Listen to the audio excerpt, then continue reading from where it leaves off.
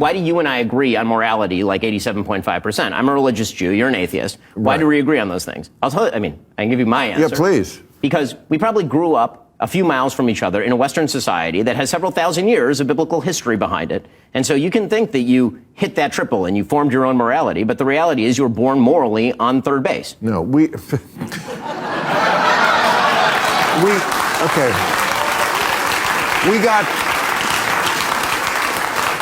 We got that morality from the Enlightenment, which was an anti-religious movement.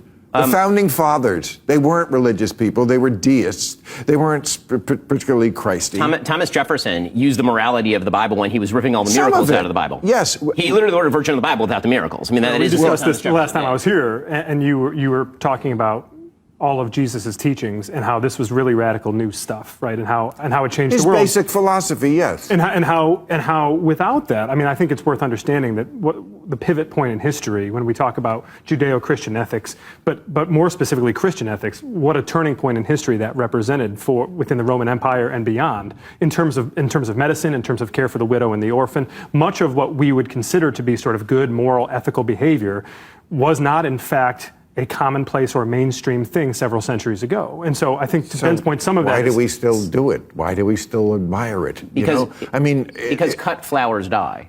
Meaning that if the flower is the result of the root, and then you cut the flower, you can live on with a secular humanistic morality, be a moral person, be a good person, but it does not systemically maintain.